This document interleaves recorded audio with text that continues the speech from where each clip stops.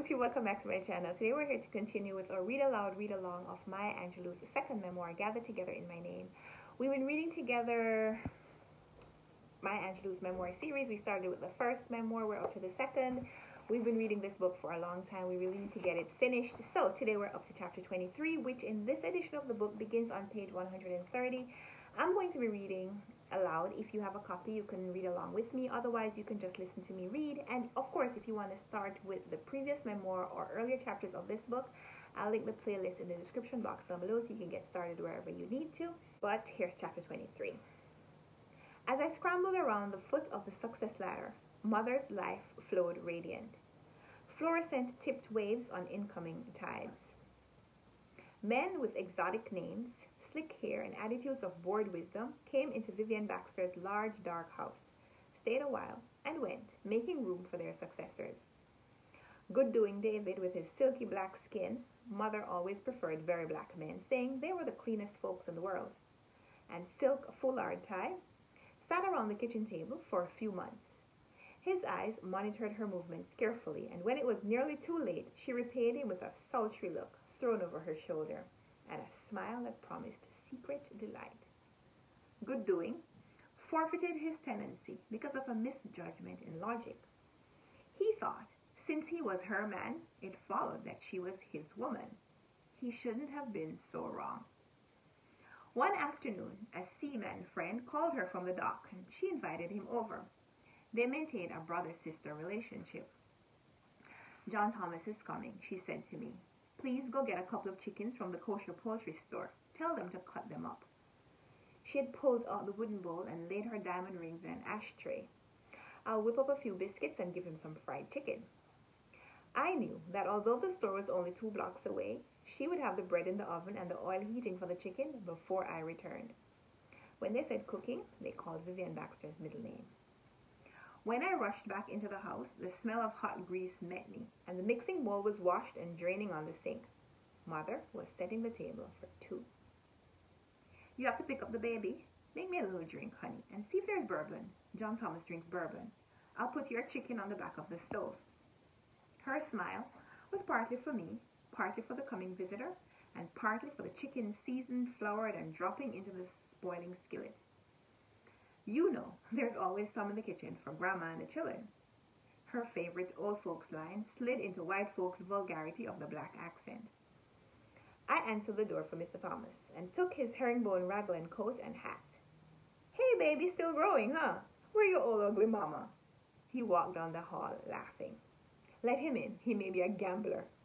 Mother's voice clinked like good glass from the kitchen. Their welcoming laughter mixed as I left the house. The ambulance screamed as a 2-wheel turned the corner from our block. I picked Guy up, not noticing his weight, and ran to our house where 2 police cars sat empty, their red eyes turning faintly in the afternoon sunlight. For the passionate, joy and anger are experienced in equal proportions, and possibly with equal anticipation. My mother's capacity to enjoy herself was vast, and her rages were legendary. Mother never instigated violence, but she was known not to edge an inch out of the way of its progress. The sound of police and ambulance sirens whined through my childhood memory with dateless frequency. The red lights whirring on top of official cars and the heavy, disrespectful footsteps of strange authority in our houses can be brought back clearly in my mind at a beckon. Inside, Mother was slipping into her suede coat, a quiet smile on her face. She saw me and turned to the brace of policemen who waited for her. "This is my daughter, officers. That's who I was waiting for. Baby, now for the instructions that I already knew well. Call the bail bondsman, Boyd Pushinelli. Tell him to meet me at Central Station." I knew better than to ask what happened. I held the baby tighter. "It's just a little business with David. Now, don't you worry. I'll be back in an hour."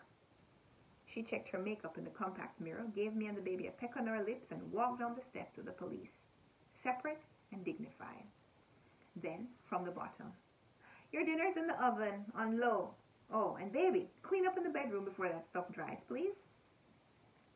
There was no sign of Mr. John Thomas in the kitchen. After my son and I had eaten, and I put him down for an afternoon nap, I opened her bedroom door. One chair was on its side, but elsewhere things were in order.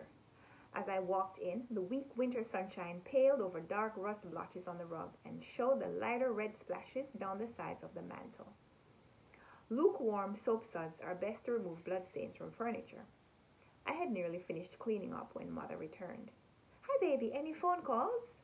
No. Here, leave that. I'll do the rest. Come on in the kitchen and let me tell you what happened. Over a fresh drink, she gave me what she called a blow-by-blow description.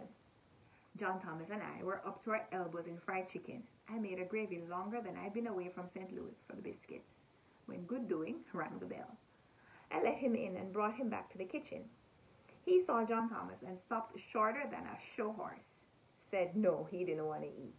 Didn't want to drink, didn't want a chair, so I sat back down and started tending to business. Every time I looked up, I saw he was getting fuller than I was. Finally, he said he wanted a few words with me and would I come to the bedroom. I told him to go on, I'd be there. I excused myself from John Thomas and went up the hall. What's that N-word doing here? He got ugly in the face and jumped around like a tail on a kite. I said, you know John Thomas, he's my friend. He's like a brother to me.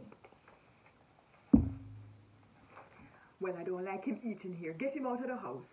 I said, good doing, don't get it twisted. This is my house and my chicken.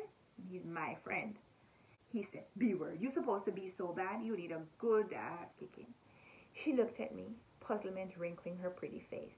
Baby, I swear to you, I don't know what sent him off, but before I could say anything, he reached in his pocket and pulled out a knife. You know he's got something wrong with the fingers on his left hand, so he bent his head over and was trying to open the knife with his teeth. Now, you can see by that he's a fool. Instead of moving away from him, I just stepped over to the mantel. I put Bloody May in my pocket before I went up to the room. When he came up with his knife half open, I slapped him across the face with Old Lady. He jumped faster than the blood, screamed, God damn it, baby, you cut me. I said, you goddamn right, and you're lucky I don't shoot you on top of it. He was holding his face, blood dripping down his hands onto his hard Schaffner and Mark's suit.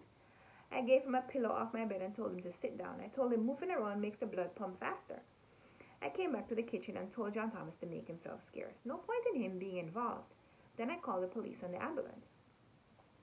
Mother inspected the contents of her glass.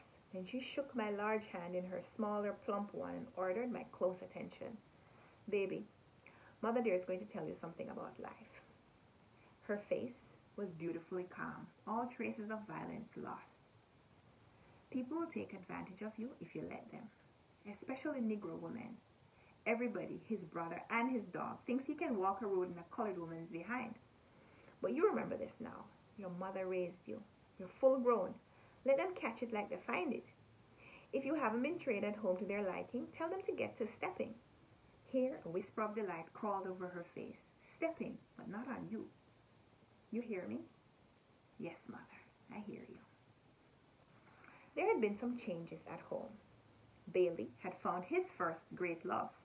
Eunice was a small, smiling, brown-skinned girl who had been our classmate. They had met again, and over the protest of her family, rushed to marry. Bailey, the airy false charmer, had drifted to earth and was happy. He laughed and joked again. They invited me to their Turk Street apartments, where large Gauguin and Van Gogh prints enlivened the walls and fresh flowers sparkled on waxed tables. He told funny, dirty stories, and the three of us laughed into the cheap wine and congratulated ourselves on being smart enough to be young and intelligent. We could see the plateaus of success in our futures. Plateaus where we would wait and rest a while before climbing higher. When he looked at my 8x10 professional glasses, he said I had the biggest nose in show business, but it was prettier than Jimmy Durante's, and I ought to be proud. I tried to punch him, but he laughed and swerved out of the way. You'll be the tallest dancer on Broadway, haha. He ran around the table, escaping my outstretched hand. You'll make $1 million with each leg and $1 zillion with your nose. Relief made me laugh out of proportion. Later, I kissed them both goodnight and wished I knew how to thank Eunice for helping Bailey find his sense of humor again. I walked the dark streets toward home and shivered at Bailey's close escape.